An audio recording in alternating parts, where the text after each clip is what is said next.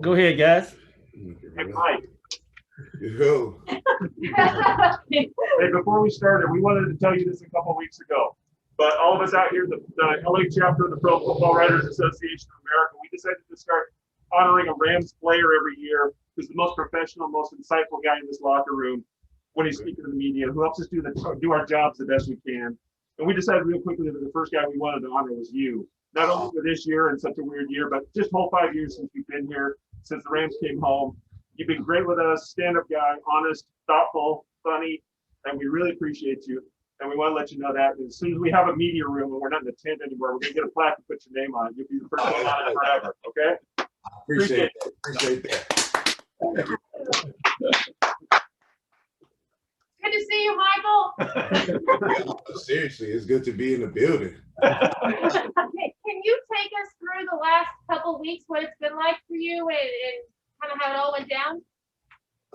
It's definitely crazy. You know, when they tell you have COVID, it's nervous. It's nerve-wracking, you know, because you're not sure like what to expect. You know, I almost felt like I made myself sick, you know, just knowing like, okay, I woke up that morning feeling good. After they told me I had it, then I'm like always thinking, oh man, am I getting hot? You know, am I, you know? So any little thing that you felt like, oh man, is that the COVID? You know, so just talking to the docs, you know, definitely you know, help uplift our spirits and just let us know that we can get through this and you know, just take it one day at a time and you know, luckily and you know, we all came out healthy and you know, not really a lot of symptoms and stuff like that. So for the most part, we're just blessed to be here. What was it like to obviously return in time for Saturday's game? Say it one more time, Lindsay. I'm sorry. What was it like to be able to return in time to play in Saturday's game?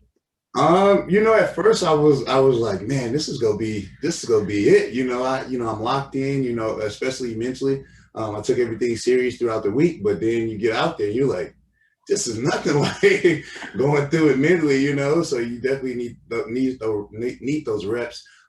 You know, to get better. So that's when I looked at, you know, the film from the game, obviously, you know, got through the game healthy and stuff like that, but I felt like I could have been a little bit more active. So I just took that, you know, to a lot of the rust that, you know, I was, you know, working off, but I'll be a lot better moving forward. You know, Michael, Sean and many of your teammates have talked about the impact that you have just being in the room, being on a Zoom call, whatever. Are you aware of that effect that you have on your teammates and coaching staff, just with your personality and the way you go about your business? They tell me all the time. They tell me about my laugh all the time. They're like, man, you can't. That laugh is you can't mistake that, and you know who that is. So everybody talks about my laugh, but you know, definitely my leadership. You know, just being around the guys. I love this game. I still love the game. I think I'm having so much fun with it, and it's only fun when you're winning. So. That's why I'm enjoying it right now, especially having the guys that we have, the coaching staff, you know, they just let you be you. They don't try to put a lot on your shoulders, especially if you're coming in and taking care of your business. So for the most part, I just thank them for allowing me to be me and, you know, do what I have to do. And, you know, make work enjoyable, not that you just come in and, you know, you feel like every day is miserable, but you come in and you actually enjoy what you do.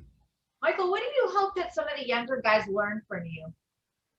How to still enjoy this game, but at the same time get your work done. I think that's what it's all about. Getting better each and every day.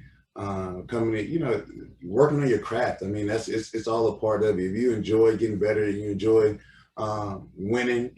That's what it's all about. And at the same time, you got to enjoy what you do. You got to laugh. You got to have fun because you don't want to be miserable. Once you get in here and you're miserable every morning.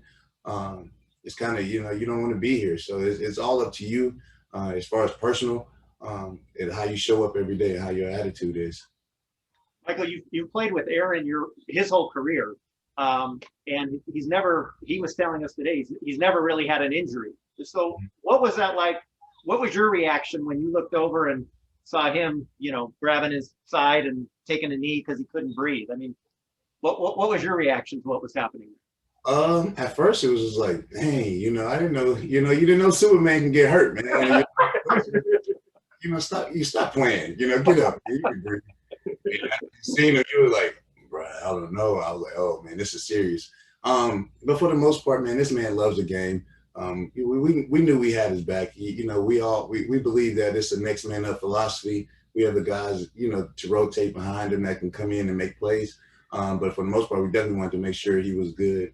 But when you got a guy like that who loves the game, is passionate about the game, I have no doubts that he's going to show up Saturday ready to go. Michael, what has it been like? I mean, if you look back and reflect on the fact that you were originally going to play this season in Baltimore, what's it been like to return here and now to be with this team through a playoff run? Felt like the right decision. I think I had somebody hit me up the other day, was like, man, you could have been in Baltimore. I'm like, man, I'm in LA right now. Like, they're in the same place, man. So for me, I'm living it. Living a dream, especially being with this team, being the leader for this team. So it's a blessing to be here for how everything went down. This is where I'm supposed to be. Then this is the team I'm supposed to win it with. So I'm just happy to be here in this spot and ready to go for Saturday. What's the challenge facing Aaron Rodgers? You already know, man. He's the GOAT. He's one of the greatest. He has it all. He can make all the throws. He can make all off-schedule throws, off-schedule plays. But what I like about it is we've been playing against that all season. We had to play Russell 3 times. We had to play Kyler Murray. So we're kind of used to, getting after a quarterback that's mobile, that can, get out of the pocket and stuff like that. The biggest challenge is not, being afraid and, his mystique and the magical ability he can, have when he does make off-schedule throws. It's really just about getting after it, making it a football game, making it a tough physical football game, just getting after him. If you do hit him a little bit. If you don't sack him, I mean, it's going to be because, he's getting the ball off fast. But, as long as we get after him, get back there, make him just feel uncomfortable, I think we'll have a good chance to win this game. Does cold weather help the defense? All the time. I mean, the cold weather just is football weather, So for us, it doesn't really matter what weather it is. We go out there, we got to do our job, and that's to not let them score. And that's what we plan to do. Hey, we'll let Jim Alexander jump in here real quickly. Yeah, Michael. Going back to when Aaron went out the other day, what do you guys talk to each other about that in the course of the fourth quarter? Are you pumping each other up, or is it kind of understood? Hey, we got to pick it up. In this unit, definitely understand that AD is the leader of this unit, and we understand that he makes a lot of plays. He makes a lot of off-schedule plays where it's just he just does great things. He gets in the backfield, shoots gaps. You can't make up for stuff like that. But we understood that if our guys out, we have to step up. All of us. Everybody has to step up defensively. On the D-line wise, we knew that we had to step up as far as like getting back there to the passer, still rushing well. But we believe in one another. Like I said earlier, we have the next man up philosophy, and we believe in it. We know the guys that's behind AD and stuff like that and behind myself can get the job done. And when he's in there, how much better does it make everybody else? I mean, you know that the offense is looking at him, and they're looking for him, and they're worried about him. So, for the most part, having him in the game is just almost like a decoy, because the offense is going to be looking for him. Now you can do off-schedule stuff away from him, stuff like that. So for the most part, having him on the field is definitely going to be very important for us to get our job done. Thank you. Mm-hmm. We good, guys? Thanks, Michael. Thanks, Michael. Thanks for having me.